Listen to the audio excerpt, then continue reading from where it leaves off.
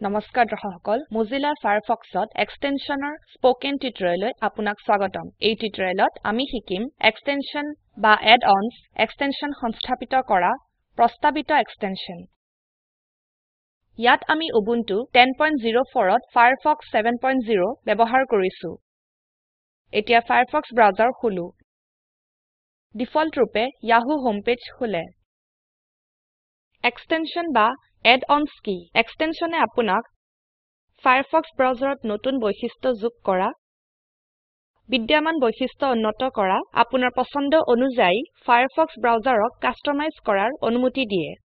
extension Firefox ব্ৰাউজাৰৰ এটা অংশ আৰু ব্ৰাউজাৰৰ ক্ষমতা প্ৰসাৰিত কৰে উদাহৰণ স্বৰূপে আপুনি এক্সটেনশন ইনষ্টল কৰিবলৈ পাৰিব যি বিজ্ঞাপন বা পপ-আপ ব্লক কৰে কমোডিটিজ মানে পণ্যৰ মূল্য তুলনা কৰে আৰু বতৰৰ আপডেটো প্ৰদৰ্শন কৰে গ্ৰ্যাব এণ্ড ড্ৰেগ এক্সটেনশন সংস্থাপিত কৰো গ্ৰ্যাব আৰু ড্ৰেগে আপোনাক ভিন্ন উপায়েৰে ওয়েব পেজ স্ক্ৰল কৰিবলৈ দিয়ে এইটো Adobe Acrobatত গ্ৰ্যাব এণ্ড ড্ৰেগ ফাংচনৰ অনুৰূপ মেনু বাৰ পৰা টুলস আৰু add-onsত টিপক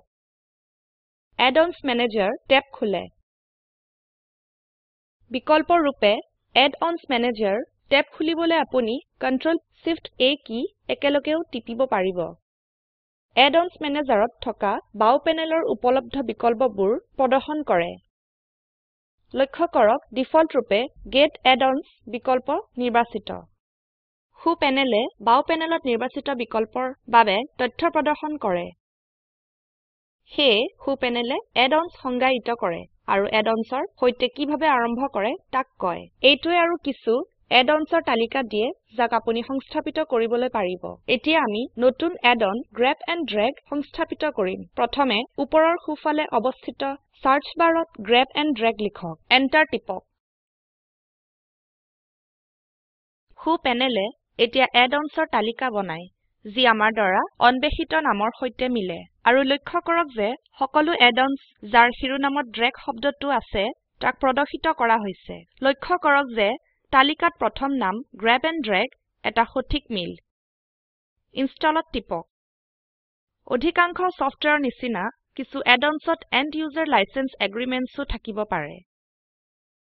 end user license agreement dialog বক্সত accept and installত টিপক add-on download প্ৰগতি বাৰ প্ৰদৰ্শিত হয় ইয়াৰ পিছত এটা message add-on will be installed after you restart Firefox প্ৰদৰ্শিত হয় Restart now টিপক Firefox ব্ৰাউজাৰ বন্ধ হৈ আকৌ এবাৰ খুলে Add-ons Managerয়ে এটা নতুন টেব খুলে লক্ষ্য কৰক গ্ৰ্যাব এণ্ড ড্ৰেগ এক্সটেনশন টেবৰ সোঁফালৰ পেনেলত প্ৰদৰ্শিত হৈছে পৰৱৰ্তী ধাপবোৰ অনুসৰণ কৰি অন্য এক্সটেনশন স্ক্ৰ্যাপবুক সংস্থাপিত কৰক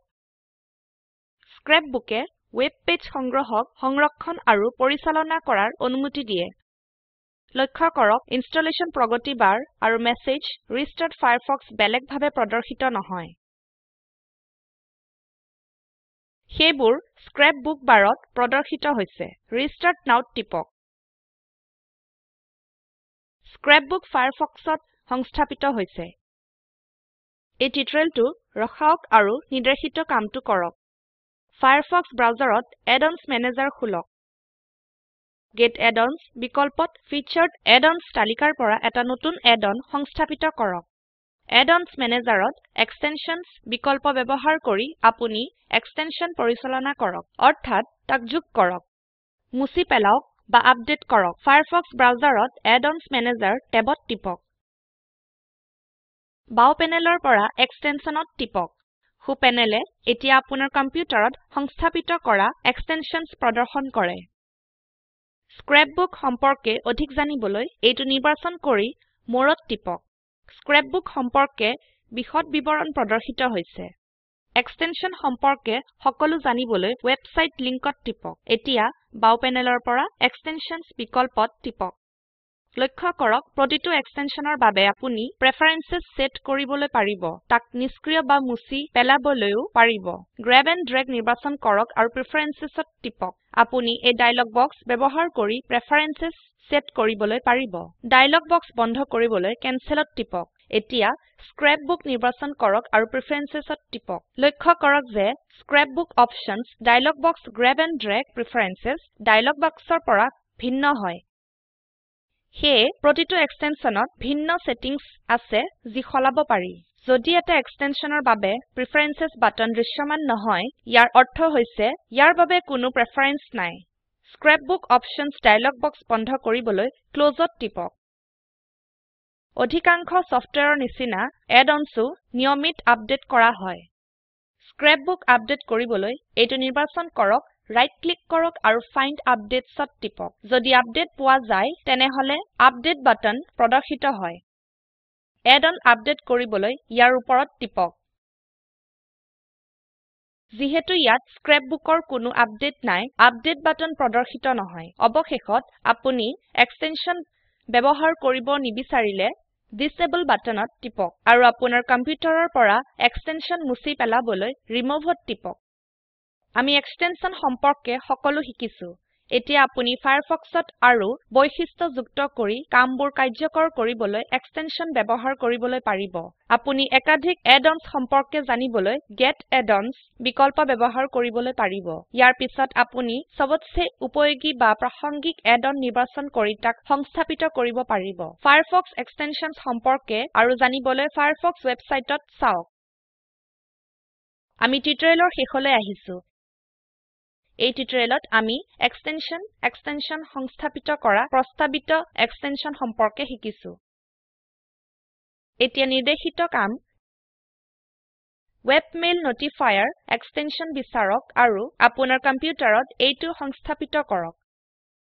এই এক্সটেনশনৰ বৈশিষ্ট্য সম্পৰ্কে জানক আৰু আপোনাৰ মেইল একাউণ্টৰ পৰা অপঠিত মেইল চেক কৰিবলৈ ইয়াক ব্যৱহাৰ কিভাবে কৰে চাওক এক্সটেনশন অক্ষম কৰক তাৰ পিছত এইটোক ফায়াৰফক্সৰ পৰা আঁতৰাই দিয়ক এই লিংকত উপলব্ধ ভিডিওটো চাওক এইটো স্পোকেন টিউটোৰিয়েল প্ৰকল্পটোৰ সাৰাংশ বুজায় যদি আপোনাৰ বেণ্ডৱিডথ ভাল নহয় তেনেহলে আপুনি ভিডিওটো ডাউনলোড কৰিও চাব পাৰে স্পোকেন টিউটোৰিয়েল প্ৰকল্প দলটিয়ে স্পোকেন টিউটোৰিয়েল কৰ্মশালা আদি অনুষ্ঠিত কৰে এটা অনলাইন পৰীক্ষাত উত্তীৰ্ণ হোৱা সকলক প্ৰমাণপত্ৰ প্ৰদান কৰে এই বিষয়ে বিস্তাৰিত তথ্যৰ বাবে contact@spoken-tutorial.org ইয়ালৈ ইমেইল কৰক স্পোকেন টিউটোৰিয়েল প্ৰকল্প টক টু এ টিচাৰ প্ৰকল্প এটা অংগ ই ভাৰত চৰকাৰৰ আইচিটি এমএচআৰডিৰ ৰাষ্ট্ৰীয় শিক্ষা মিছনৰ দ্বাৰা সমৰ্থিত হয় এই বিষয়ে বিস্তাৰিত তথ্য এই লিংকত প্ৰাপ্তিসাধ্য spoken-tutorial.org/nmeict-intro ওয়েবসাইটত পোৱা যাব এই পাঠটি পংকজ মেধিৰ দ্বাৰা যোগদান কৰা হৈছে আইআইটি বম্বেৰ পৰা মই অনামিকা মেধি এতিয়া আপোনাৰ পৰা বিদায় লৈছো যোগদানৰ বাবে ধন্যবাদ